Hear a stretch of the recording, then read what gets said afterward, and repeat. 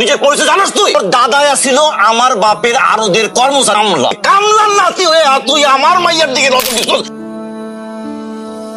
নাই মানে তুমি চাচা মিলে আমাদের দুজনের বিয়ের কথা বললা না? এই পৃথিবীর প্রত্যেকটা মেয়ে বেঈমান। আমি বাঁচি বাবুরে, এটা আমার ইচ্ছা। আপনার কি? আমি তোমাকে ভালোবাসি। Your only problem is food. এখন যদি আমি বলি দুনিয়াতে নাই আর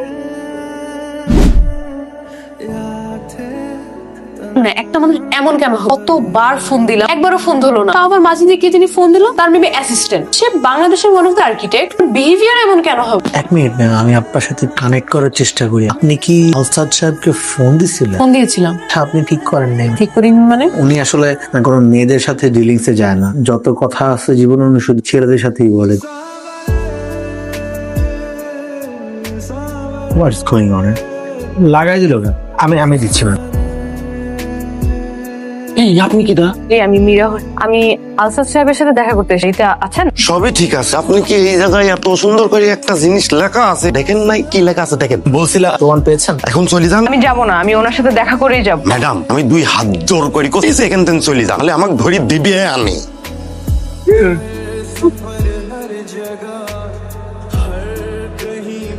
মীরা হোসেন। এখানে যে একটা কথা লেখা আছে, আপনি কি পড়তে পারেন? লেখা আছে বাড়িতে নারীদের প্রবেশ নিষেধ। চ্যাটাং করে যেভাবে ডাস্টবিন করে বের করে লাগে।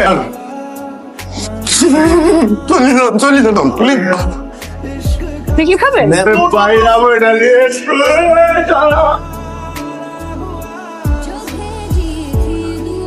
ম্যাম 2,500 টাকা দিয়ে দিলাম। আপনার থেকে আমার একটা বিষয় জানার ছিল। কি বিষয় আপনার জানতে হবে? আপনার স্যার তো নারী বিদেশী, নারীদের সাথে ওনার সমস্যা কি? 10,000 টাকা আছে।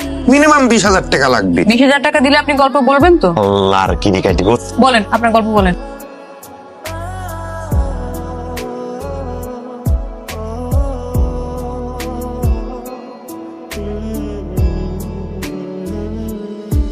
তোরে আমি কোচিং সেন্টারে পাঠাইছি লেখাপড়া করতে। লেখাপড়া থেকে তুই ওর হাত ধরে ঘুরে বেড়া, প্রেম করো। আরে যে তুই নিজের পরিচয় জানাস? তোর দাদা ছিল আমার বাপের আরদের কর্মলা। কামলার নাতি হয়ে তুই আমার মাইয়ার দিকে এত বড় সাহস? এই চাচা, কথাটা বুঝে শোনা বলবেন। আনছি যে আপনার মেয়ের সাথে গোপনে প্রেম করতে যে আমি ধরা খাইছি। বলবেন না কথা অনেক কিনলে। আমার দাদা সম্পর্কে আপনি জানেন? আমার দাদা কে আছিল? হ্যাঁ, কামলা আছিল। আপনার বাপের মতন এত টাকা থাকার পরেও কিছুই করতে পারেন। আপনি আর আমার আব্বা এক লগে এক স্কুলে পড়ছেন। আমার আব্বা তো বৃত্তি পাইছি, তো পাল নাই, ফেল করছিল। দাদা যদি কামলা ওর দাদা তাইলে হইতেছে এটা বোঝাই। আর বাবার বোঝাই করছস? তোরে আমি আজকে তুই আমার ভালো বোঝাই কর। আপা কি করো? আপনাকে সামনে নাও। কি করতেছেন? আরে জুতো দিয়ে মারতেছেন। এই ফোন।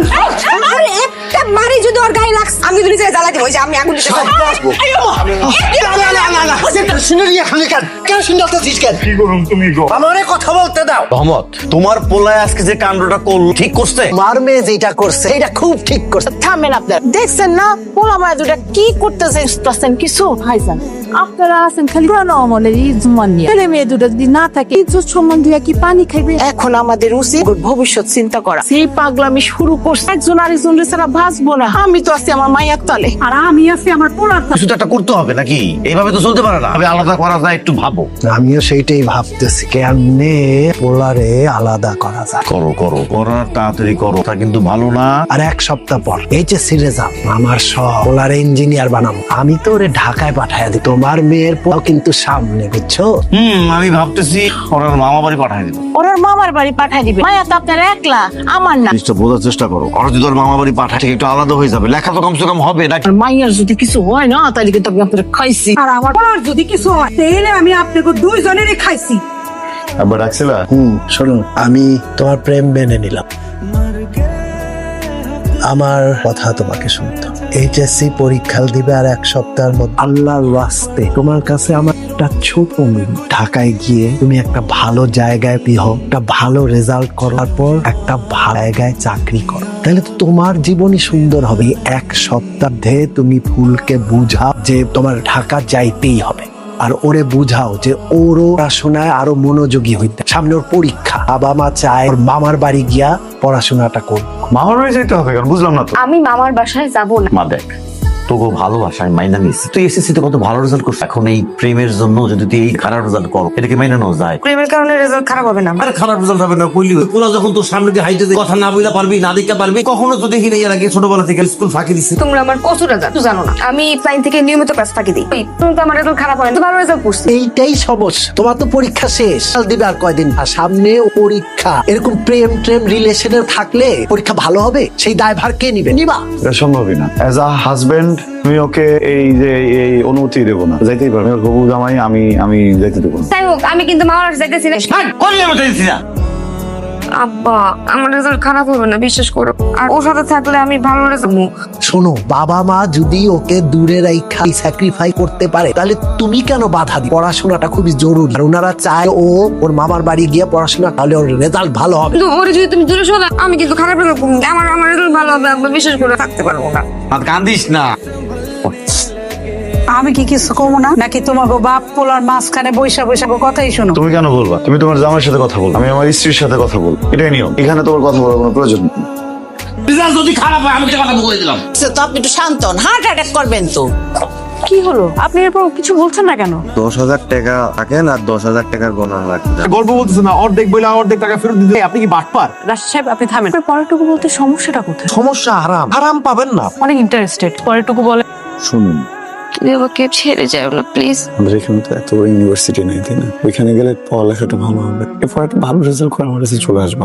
গ্রামে এতদিন প্রেম করছে, হলে ছুটায় প্রেম করতো। তোমাকে ছাড়া আমার নিঃশ্বাস বন্ধ, পারবো না তোমাকে ছাড়া। থাক, অনেক যোগ না, ভিডিও কলে থাকবো। ঘ্রাণ নিবো কিভাবে?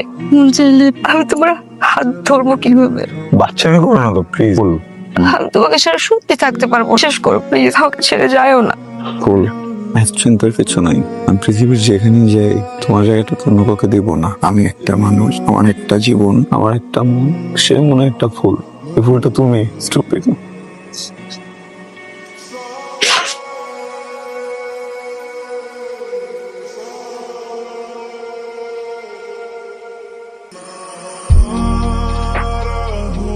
ফুল কই? ফুল তো বাড়িতে নাই। নাই মানে কি? ওই ফুল একটু মামার বাড়িতে গেছে, যাওয়ার সময় ফোনটা ভুল করে রাইখা গেছে। করে মোবাইল রেখে যায় কিভাবে যায়? আমি না বুঝতেছি না জিনিসটা। ও তো ফোন রেখে যাওয়ার কথা, কোনো সমস্যা হয়েছে? আচ্ছা আপনি ফুলকে দেন না প্লিজ। আমি তোমারে বললাম ফুল বাড়িতে নাই। বিশ্বাস করছে? অকোর্স। থ্যাংক ইউ আব্বা। কই? পুরো আমার না এইভাবে একদম ভালো লাগতেছে না। তুই আমার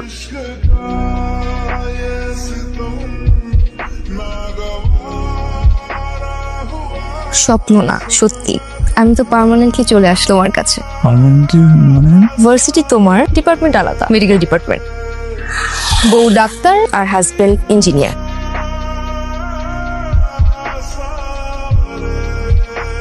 আমার কিন্তু তোমার ছেলের প্রতি কোনো আপত্তি নাই, আমি তোমার মেয়ে জামাই হিসেবে মাইনা নিচ্ছি। রে, আমি তো অনেক আগেই তোমার মেয়ে ছেলের বউ হিসাবে। এখন তাহলে আমরা বিয়ের চিন্তা করি, কি কাবিনটা কি আজকেই করে ফেলানো? তারপর কি বিয়ে হয়েছিল? বিয়ে হলে তো হইতো, ভালোই হইতো, কিন্তু ফুলাপা ভাইয়েক বলে যে তার নাকি ইমার্জেন্সি গ্রামের বাড়ি যাওয়া লাগবে। গ্রামের বাড়িতে ফুলাপা যায় ঠিকই, কিন্তু এরপর থেকে ভাইয়ের সাথে আর কোনোদিন দেখা হয়নি। ভাই মেলাবার ফোন দিয়েছে, কিন্তু প্রতিবার সুইচ অফ। এমন কোনো মানুষ নাই যে যার কাছে ফুলের খোঁজটা চাইনি ভাই, কিন্তু তারপরেও ফুলের খুঁজে পাওয়া যায়নি। ফুল নাই মানে কি? হ্যাঁ, কই যাবে? তিনটা মানুষকে রাতারাতি নাই হয়ে যেতে পারে নাকি আব্বা? কিছু জানি না। আগের দিন দেখলাম ভাই বাসায়, দিন সকালে গিয়ে বাসায় তালা ঝুলতে। আর তুমি আর চাচা মিলে আমাদের দুজনের বিয়ের কথা বললাম, তাহলে বিয়ে হওয়ার কথা। মানুষ মানুষের সাথে এমন কেমনে করে? ওকে একটু ভিতরে নিয়ে যাও। দাঁড়াও না, আমরা বুঝতেছি না। আমরা তো কিছু জানি না রে বাবা, আমরা সত্যি কিছু জানি না রে বাবা। এই 20,000 টাকাটা আপনি রাখেন। এই 20,000 টাকা দিয়ে আমি একটা অসমাপ্ত গল্প কবো, এটা আমি মাইনে নিতে পারছি না। আরে হ্যাঁ, আমি যদি জানতাম আমি অবশ্যই বলতাম আপনাকে। আমার গল্প এই জায়গায় শেষ। এগুলো কোনো কথা ফরিদ ভাই? আপনি পরেরটুকু বলেন। ফুল কোথায় গেছে, কেন গেছে ভাই, এই প্রশ্নে তোর এখন পর্যন্ত খুঁজে বেড়াচ্ছে। ভাই মানে প্রত্যেকটা মেয়ে বেঈমান, ধোঁকাবাজ।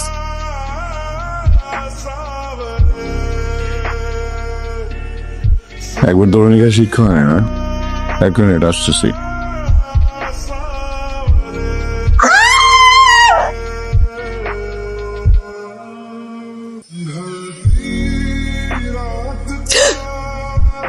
এই দৌড়ানোর দরকার নাই, আজকে দৌড়ে দিব না, এদিকে আসেন।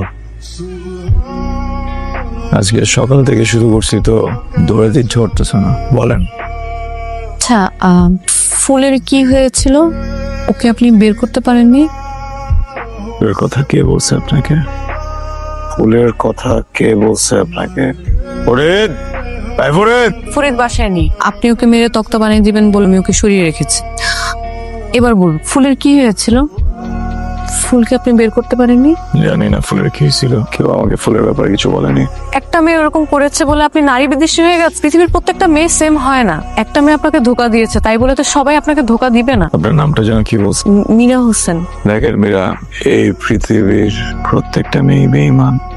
আমি ফুলকে অনেক ভালোবাসতাম, ফুলও আমাকে অনেক ভালোবাসতাম। আমি একটা ছেলেকে এত ভালোবাসার পরেও যদি ওই ছেলেটার সাথে এমন করতে পারে তাহলে ভেবে দেখেন পৃথিবীর প্রত্যেকটা মেয়েটা করতে হবে। আপনি ভুল।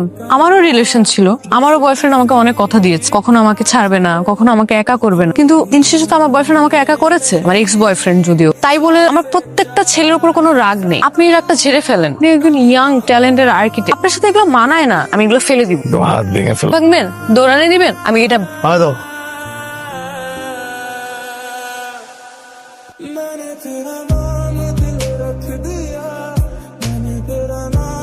যান। তো কই তোমার বলছেন না সহজে আমি তোর বেতন নিয়ে কেন? আমি সরাইছি, লিভারটা তো গেছে, কয়েকদিন পর আপনি মারা যাবেন।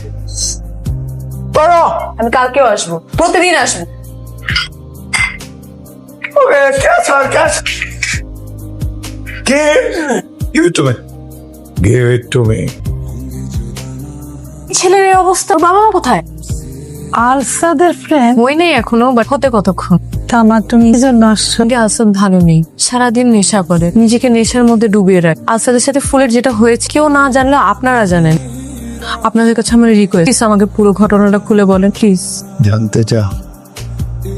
আঙ্কেল আন্টি, আপনাদের কাছে আমি হাত জোর করে রিকোয়েস্ট, আপনারা প্লিজ আলসাদকে কখনো বলবেন না যে আমার কি হয়েছিল, প্লিজ।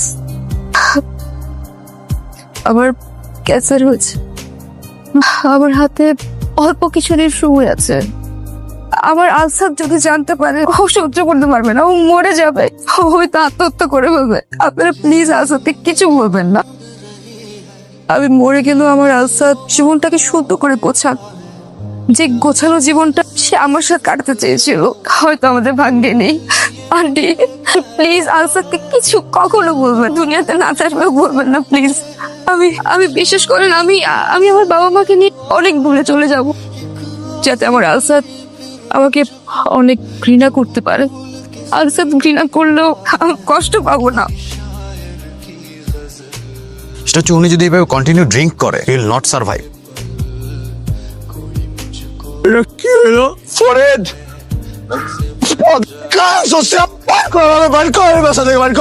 My fucking life. তোমার লিভার অবস্থা ভালো না, অনেক খারাপ অবস্থা।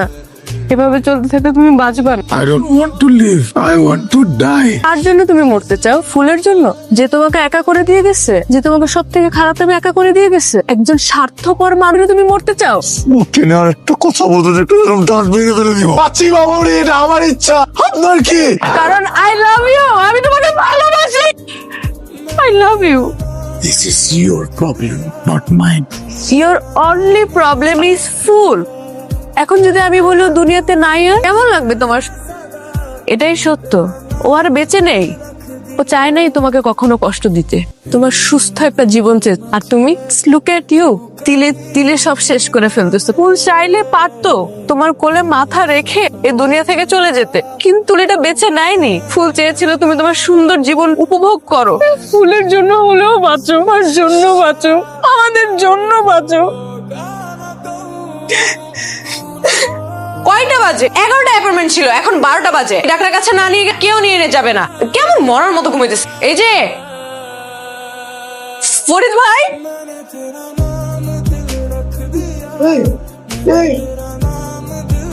আলসাদ হয়তো ফুলের এই সত্যিটা জানার জন্যই অপেক্ষা করছে।